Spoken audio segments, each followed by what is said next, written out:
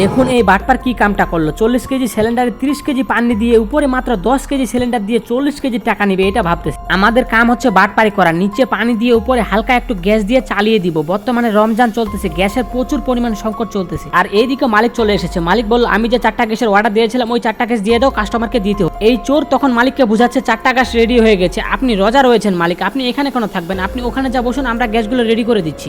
যখনই মালিক ওইদিকে গিয়ে বসলো তখনই তারা আরেকটা সিলিন্ডারের ভিতর পানি ভরে দিচ্ছে।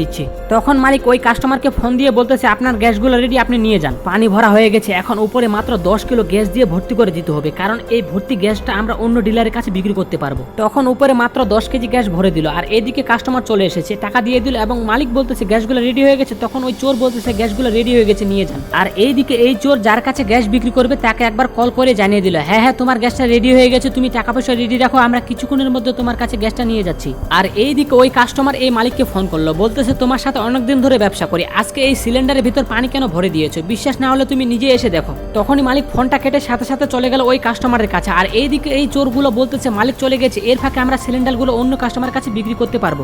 আজকে কিরকম সিলিন্ডার দিয়েছো তুমি তো জানো আমার দোকানে কিরকম কাস্টমার আছে, তোমার কারণে আজকে আমি সিলিন্ডার দিয়ে চুলা জ্বালাতে পারলাম না। তখন মালিক বলল কি হয়েছে, তখন এই কাস্টমার বলল এই ভিতরে পুরোটা পানি রয়েছে। এই কথা শুনে মালিক নিজের হাত দিয়ে পানিটা নাকে দিয়ে দেখলো আসলে এটা পানি। এই কথা শুনে পাশে থাকা এই ছোট্ট লোকটা বলতেছে টেনশন করার দরকার নেই, আমি আরেকটা সিলিন্ডার একজনের কাছে অর্ডার দিয়েছি, এখনই চলে আসবে, এই যে দেখো সিলিন্ডার চলে এসেছে। আর এই চোর দুটো কিন্তু এর কাছে সিলিন্ডার বিক্রি করতে এসেছে, তার মালিক তার পিছনে আছে, সে কিন্তু বুঝতে পারেনি।